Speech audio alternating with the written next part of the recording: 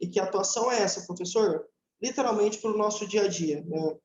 A gente viu nessa apostila sobre alguns pontos como sinais vitais, hidratação, alimentação, questões específicas para lidarmos com o nosso paciente.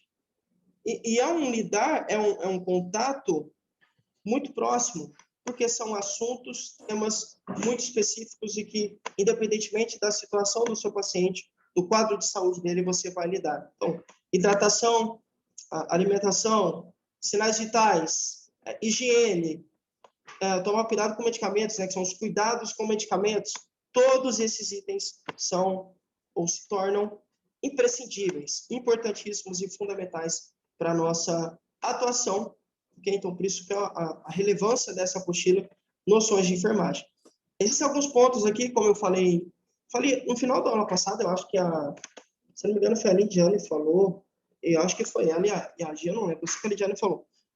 Como eu falei, é lógico que existem pontos de na verdade, todos os projetos, né, não só dessa apostila, que a gente vai fazer na prática, tá? Então, quando eu falo falta apenas um projeto, só falta um projeto teórico. Então, nós ainda precisamos aprender a teoria de uma apostila. Das outras três a gente já viu, e obviamente faltam as questões práticas. A apostila que a gente terminou, ela começa falando sobre cuidados com a saúde. E aí, elenca pontos que são fundamentais. E eu me lembro ainda que eu reforcei, né? Eu falei para vocês, olha, esses pontos aqui são 10 pontos, se não me falha a memória. Esses 10 pontos, se você observá-los para a sua saúde inicialmente, com certeza você também vai observá-los para a saúde do seu paciente e, consequentemente, você vai ter um resultado muito positivo. Então, você se lembra, lá tinha a higiene, hidratação, descanso, cultivar amizades, amor próprio e alimentação e outros itens importantíssimos, fundamentais para nós, né, para você e para mim, considerarmos inicialmente para nossa saúde. Então, a cuidadora tem que descansar também, bem como o seu paciente. Mas você também precisa cuidar do seu corpo. E aí, obviamente, o paciente também precisa cuidar do seu corpo. Então, é um jogo, digamos assim. Você cuida de si, inicialmente, e aí, posteriormente, você considera esses elementos no seu paciente. Obviamente, né, esses 10 pontos são itens gerais, são elementos fundamentais que a gente precisa considerar de forma geral no nosso paciente. Não tinha situações muito específicas ali, porque a ideia era abranger tanto o cuidador, você, eu, como também o nosso cliente, o nosso paciente, ok? Então, são esses elementos aí. Depois, saindo de cuidando da saúde, a gente foi para cuidados com os medicamentos. Então, qual é a importância e o que deve ser considerado, que também é o final da apostila Saúde e Seus Cuidados, que foi o nosso segundo projeto, né? Qual que é a importância de considerarmos os cuidados para os medicamentos? Não é algo simples. Não é algo simples. E aí a gente viu que muitas vezes o paciente tem um triste hábito de, por exemplo, tomar algum remédio, algum medicamento sem receita. Então, ficou sabendo que alguém da família toma, daí o paciente vai e toma. Um amigo toma, ele toma também. Tem medicamentos que foram usados em outras situações, para outras pessoas, outros organismos, às vezes até para outras doenças, e aí esse paciente, por não ter informações, muitas vezes, né, por conta da ignorância, acaba administrando, acaba tomando esse medicamento, esse medicamento, né, que ele decidiu tomar, e aí isso pode trazer prejuízos para ele. Por isso, o nosso papel, enquanto cuidadores, além de, né, como vocês sabem, o nosso cuidado está pautado, tem como base a segurança do paciente, a qualidade de vida do paciente, a melhora no estado de saúde dele. E, obviamente, isso tem relação direta com os medicamentos que esse paciente toma. Faz sentido, né? Então, você e eu precisamos sempre estar atentos. Então, muitas vezes, o paciente toma o medicamento no horário errado. Isso não é correto. Isso não pode acontecer, porque desregula, compromete, de certa forma, né? Prejudica todo o tratamento. Então, um dia toma, daí 2, 3 dias não toma, porque se esquece. Em volta, toma uma vez por semana, 2 semanas não. Assim, você não tem o controle da doença, não tem o controle da situação, e aí, obviamente, o seu paciente tem a sua saúde mais exposta. Portanto, fica mais sujeito a ter complicações, principalmente se esse paciente tem uma doença crônica, né? Então, diabetes, pressão alta, você precisa diariamente fazer o uso, administrar o medicamento para o controle dessas doenças. Se o paciente não faz a administração diária, complica, né? Descompensa, enfim, traz prejuízos e tudo mais. Então, esses pontos precisam ser observados. É importante que você encontre uma forma de administrar. Não falo só do ato de você dar o remédio para a pessoa, não é isso, não é só isso. Eu falo de você se controlar. Controlar o medicamento, né? Então, eu mostrei na aula, existem aquelas caixinhas, aqueles organizadores de medicamentos que são divididos por dias da semana, por compartimentos, e aí você consegue dividir ali os comprimidos, isso com certeza vai auxiliá-lo no momento da administração do paciente. Alguns, inclusive, têm horários, então são divididos por dia da semana, períodos, e alguns até por horas, literalmente. Então, alguns são manhã, tarde e noite, outros são 9 da manhã, né? 9, 12, sei lá, 15, 18, 22. E aí você precisa encontrar o que é melhor, de acordo com a necessidade do seu paciente. Essa é uma forma. Existem outras formas, então tem o despertador, um bilhete, enfim. E aí você encontra a forma que é melhor para que você trabalhe melhor. Uma regra. Existem cuidadores que se perdem nesses organizadores. Se você se perde, não há problema. O problema então você precisa encontrar uma outra estratégia.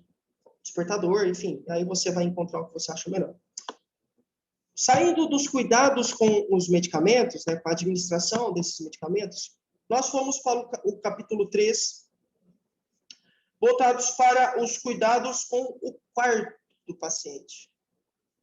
E aí aqui a gente disse que um ambiente pode ser hostil, e normalmente principalmente se esse paciente tem algum fator de risco, se ele tem, por exemplo, se é um idoso, se é uma pessoa, sei lá, pós-operatório, alguém que apresenta fraqueza muscular, sensação de mal-estar, né, sei lá, pressão baixa, enfim, a depender da condição do seu paciente, o quarto dele, que é onde ele fica, né, onde ele dorme, e muitas vezes passa a maior parte do tempo, pode se configurar em um ambiente hostil, um ambiente prejudicial para ele. E aí o nosso papel é diminuir, reduzir, limpar, erradicar todos esses elementos que possam causar uma queda. Por exemplo, um tapete. Lembra, a gente falou, piso escorregadio, em alguns momentos, você tem muitos objetos espalhados pelo quarto, móveis no caminho, no trajeto do paciente, tem o banheiro, e aí tem logo o chuveiro ao lado, aí cai água, molha, corre o risco do paciente escorregar e tudo mais. Então, são vários elementos. E aí, a gente, nessa aula, deu foco para a cama, para o leito do paciente. Por quê? Porque muitas vezes esse leito será utilizado por grande parte do dia, se não pelo dia todo. Então, você tem, por exemplo, pacientes acamados. E esses pacientes merecem uma atenção especial no que diz respeito ao leito. Por quê, professor? Porque a gente focou bastante nesse projeto, a gente focou bastante em úlcera por pressão. Então, uma úlcera por pressão pode se desenvolver, pode se instalar, como eu já falei em várias aulas, e por isso que você tem que se atentar ao quarto, especificamente ao leito. Então, tome cuidado com o tecido da colcha, né?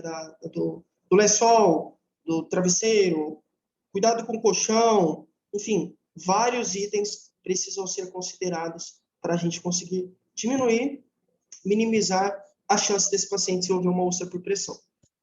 Depois, no capítulo 4, nós nos voltamos para a higiene do paciente. E aí vimos que existem 3 tipos de banho. Banho de aspersão, que é o banho tradicional. Você e eu tomamos esse banho, que é o banho também conhecido popularmente por banho de chuveiro. Então, você tem o banho de aspersão, o banho na cadeira, o banho, sabe aquela cadeira higiênica, como você na aula? Você toma banho de cadeira no chuveiro. Então, banho de aspersão com cadeira higiênica. E o terceiro é o banho para a pessoa acamada, que a gente chama de banho no leito. Então, começamos o capítulo falando desses 3 tipos de banho, mostrando a importância do banho. Isso é fundamental, inclusive, para a nossa saúde.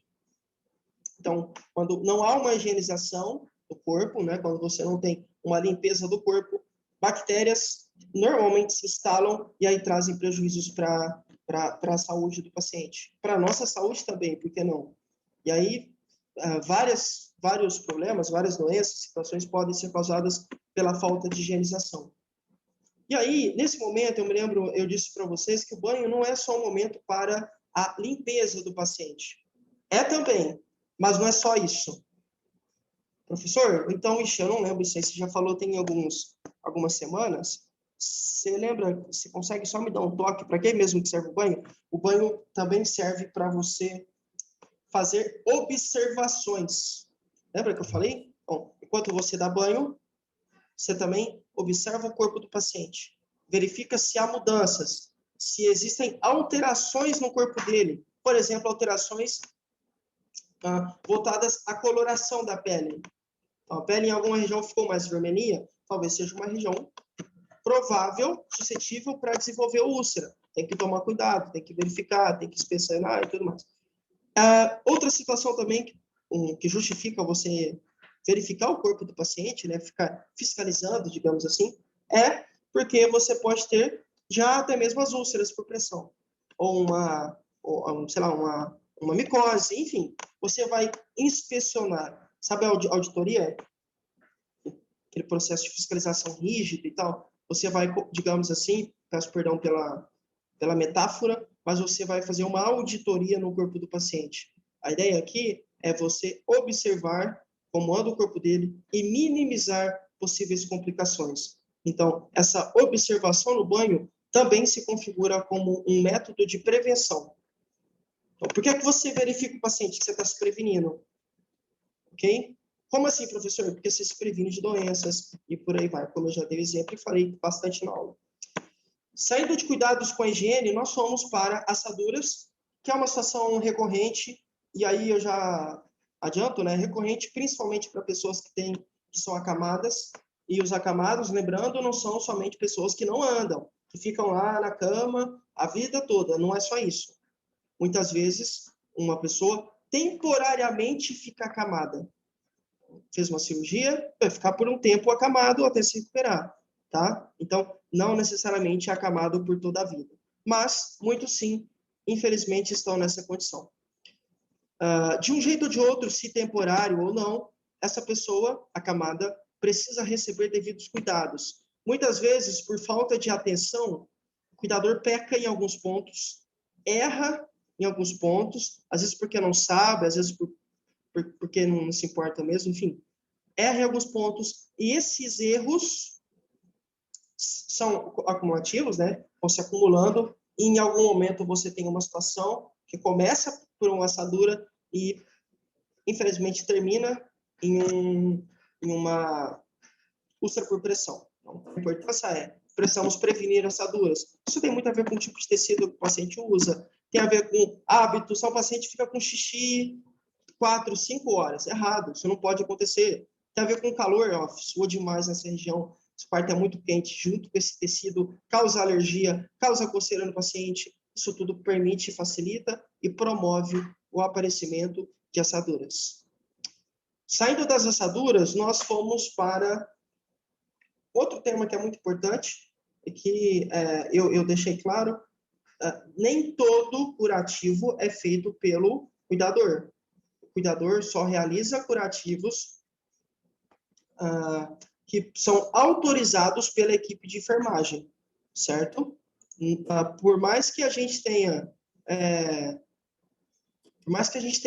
essa preocupação, né? Lógico, tem que ter, mas em alguns casos somente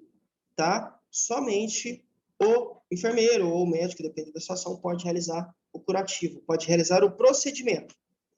Entretanto, alguns que são mais simples, sim, é possível. E aí a gente falou, os curativos devem ser feitos de forma totalmente asséptica, livre de contaminação, de infecção e coisas do tipo. Por quê? Porque isso ajuda a prevenir doenças, a prevenir...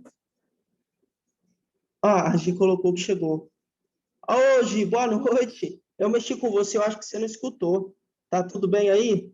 Você colocou no chat aqui, perdão, só vi agora. Bom demais. Bem, então, os curativos, né, nos ajudam a reduzir a chance desse paciente ter mais complicações. É uma região, um local, uma área aberta, e se não cuidada, vai, obviamente, facilitar a entrada de alguns agentes, como bactérias, e por aí vai. Depois, saindo dos curativos, nós trouxemos um conceito novo.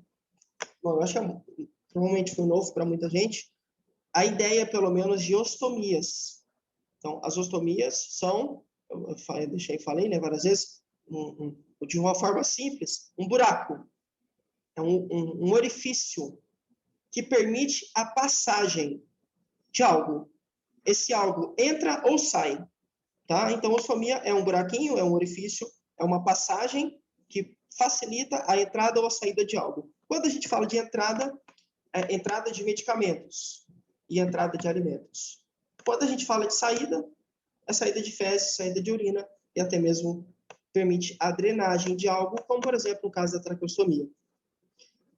Essas ostomias são executadas em situações específicas onde há a necessidade de fazermos uma conexão com algum órgão interno com um ambiente externo. Professor, verdade, né? Você falou, falei. Inclusive, eu dei o exemplo de alguns tipos de ostomia. Lembra? Eu falei a traqueostomia, que é uma comunicação da traqueia com o ambiente externo. Por meio desse procedimento, da traqueostomia, o indivíduo consegue respirar. Aí eu falei colostomia, que é a comunicação ou contato do intestino aqui com o ambiente externo, onde a gente permite a saída de fezes. Urostomia, saída de urina. Jejunostomia, normalmente entrada de medicamentos. Gastrostomia, entrada de alimentação, entrada de alimentos. Enfim, e aí a gente foi conversando, eu dei vários exemplos, mas a ideia aqui é a seguinte: você tem algum trauma ou algum defeito de nascença, né, alguma anomalia, enfim, alguma situação que, infelizmente, esse órgão não funciona mais, tá? Por algum motivo não funciona como deveria, e aí, então, nós precisamos, por meio de um procedimento cirúrgico, facilitar ou permitir que a função que deveria ser executada por esse órgão aconteça. Então, o intestino não funciona mais. Então, nós vamos ter que retirar as fezes por meio da colostomia. Não respira mais. Traqueostomia, entrada de oxigênio e drenagem. E aí, enfim, aí eu dei vários exemplos, a gente foi discutindo, falando sobre alguns tipos, talvez os principais. Saindo de ostomias, o nosso ponto seguinte foi um assunto não muito comentado, isso não significa que não é relevante, muito menos que não tem importância para a nossa saúde, que foi o lance da higiene oral. E aí eu me lembro, eu falei para vocês, né, olha, muitas vezes a higiene oral é subestimada e até esquecida, deixada de lado. E aí, nessas situações, essa pessoa o fulano, sei lá, que não realiza a higiene da boca, a higiene bucal como deveria, essa pessoa está fadada a ter complicações, está fadada a ter algum tipo de doença, de condição que vai colocar a sua saúde em risco. E aí eu falei os principais, né? Eu dei exemplos, são cárie, problemas do esmalte dos dentes, halitose, e aí depois eu vou falar a causa, tá? Eu falei na aula, eu vou falar daqui a pouco. Eu falei de halitose, falei de tártaro, falei de gengivite, né? Se eu citei, né? Tá? E o que tudo isso causa são todas essas condições, todas essas doenças são causadas por uma situação chamada placa bacteriana, que é um processo natural, é um processo biológico que acontece no nosso organismo. Nada mais é do que um acúmulo de bactérias que acontece por conta de restos de comida que ficou aí na sua boca. Então, você se alimenta, e aí você não escova os dentes, né? Você não realiza a higiene, ficam restos, e aí esses restos servem de comida, atraem bactérias, e essas bactérias começam a comer, obviamente, né, esses restos, e aí começam a se proliferar, a se desenvolver, a se multiplicar, causam as placas bacterianas, que são esses acúmulos de bactérias, e essas placas condicionam outras situações da nossa boca. Como eu citei, cárie, halitose, gengivite, tártaro, enfim, e aí por aí vai. Por isso, fundamentalmente, precisamos nos atentar à higiene da boca, à higiene bucal, que se apresenta simplesmente, né, assim, de um jeito simples a gente tratar ou lidar com essa higiene bucal, olhando para a escovação, para o uso do fio dental e também para o uso de enxaguante bucal. E aí, eu me lembro, eu achei muito curioso, em aula, no SEBRAC, lá na sala 3, eu fiz a seguinte pergunta: quanto tempo você acha que a gente, em média, deve trocar a escova de dente? Aí eu lembro que a Fátima falou que trocava de 20 em 20 dias. E aí eu achei isso muito curioso, né? Porque normalmente a recomendação é que você troque em média de 3 em 3 meses. Porque tem gente que fica com a escova eternamente. A escova, o cara tinha 15 anos, tem escova até hoje. Você está casado, tem filho, e aí eu brinquei, falei, isso não é certo e tal. Mas eu achei muito curioso que a Fátima disse que troca a cada 20 dias na casa dela, tá? Então é isso. É a escovação, mais o uso do fio dental, mais o enxaguante bucal. Você tem 3 elementos, um tripé que auxilia e garante, né, essa higienização bucal correta da nossa boca. Então, se você não realiza isso diariamente, dá tempo, corre atrás do prejuízo. E, obviamente, né, gente, ir ao dentista e essas outras questões são fundamentais. No nosso paciente, isso também tem que acontecer. A higiene bucal precisa acontecer também. Tendo o nosso paciente ainda dentes ou usando dentadura, por exemplo. Isso deve acontecer diariamente, como eu falei em aula, pelo menos 3 vezes por dia a gente tem que realizar a higienização bucal. Depois a gente falou de um outro tema, aí sim a gente começou a focar um pouco mais em úlcera por pressão, sobre a importância de cuidar da pele, foi lá no capítulo 9. Nós falamos sobre os cuidados com a pele e por que você precisa cuidar da pele do paciente, fazer massagem, né? Massagem melhora a circulação, usar hidratantes, loções, se preocupar com a hidratação, ingestão de água mesmo, tá? Hidratação do paciente, com o tipo de tecido da roupa dele, enfim, se preocupar com a alimentação desse paciente, verificar o corpo dele durante o banho e durante a troca de fraldas, de vestimentas, enfim, tudo isso, esses cuidados, visando minimizar as chances de uma úlcera por pressão, que é uma situação bem complicada, bem chata, e que, em alguns momentos, isso pode trazer prejuízos não só físicos para o paciente, mas também prejuízos emocionais. Então, fica triste, nervoso, irritado, sem esperança, enfim, e aí vários fatores emocionais, várias condições emocionais são desencadeadas, obviamente, condições emocionais prejudiciais para a saúde mental do paciente, né, para a saúde emocional, são desencadeadas justamente por conta de uma úlcera por pressão. É uma situação complicada que se divide em 4 estágios, né, que vai do 1 ao 4, o 4 é o estágio mais grave, mais profundo, chegando até nos ossos. E aí, eu coloquei para vocês no capítulo 11 sobre o que é sonda. Então, em qual situação utilizamos uma sonda? E aí eu falei que, olha, eu dei uma introdução rápida do que é sistema urinário, né, que é o sistema lá que é responsável pela produção, pelo armazenamento e pela eliminação da urina no nosso organismo. Esse é o sistema urinário. Esse sistema é dividido em partes, em órgãos, onde cada órgão tem a sua função, obviamente. Então, tem os rins, que filtram o nosso sangue e retiram dele as toxinas e outras substâncias que estejam em excesso. Isso tudo vira urina, armazenado na bexiga, excretado pela uretra, né? Colocado para fora do nosso corpo pela uretra. Em algumas situações, esse momento de esvaziar a bexiga, de liberar a urina da bexiga, de colocá-la para fora, isso não acontece. E aí, a gente disse vários exemplos. Pode ser porque você teve que passar por uma cirurgia, daí tomou uma anestesia. E o seu sistema urinário ficou lento, enfim, aí não está conseguindo colocar a urina para fora, a gente tem que passar uma sonda. Pode ser porque você tem um problema mesmo, um problema sério, lá na bexiga, enfim. E a ideia é que coloquemos, né, que a gente coloque a equipe, enfermeiro e o médico. Lembrando, só eles podem realizar esse procedimento. Enfermeiro e médico colocam, entre aspas, um caninho pela uretra do paciente, e esse caninho percorre todo o canal da urina e é plugado, ou adentra, a bexiga do paciente.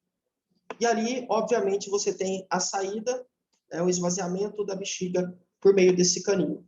Existem 2 tipos de sonda. Tem a sonda de demora e a sonda de alívio. A sonda de alívio é quando, em algum momento, especificamente, então, eventualmente, um cara fez cirurgia, daí não conseguiu voltar ainda, né, o sistema urinário dele não voltou ainda ao normal. Então, nesse momento agora, até que o corpo dele se recupere, vai precisar passar sonda, mas é só uma vez. Em outros casos, não. Isso demora meses, isso demora dias, né? Enfim, dias, semanas, meses. Quando a gente tem a necessidade de utilizar uma sonda por dias, semanas ou até mesmo meses, essa sonda é a sonda de demora, porque ela demora, é uma questão óbvia, né? Sonda de demora, porque demora mais tempo no paciente. Já a sonda de alívio, não. Só tem o objetivo de aliviar naquele momento, especificamente, exclusivamente, naquele momento, aliviar a bexiga do paciente. Mas logo ele vai voltar e vai funcionar tudo normal. Bom, e aí a gente fechou, e aí eu disse para vocês que existe uma medida alternativa, digamos assim, de sonda. Tem um popular chamado de sonda de camisinha, que é utilizado principalmente para pacientes que têm incontinência urinária, pacientes que ficam perdendo urina nas calças, não conseguem controlar a urina.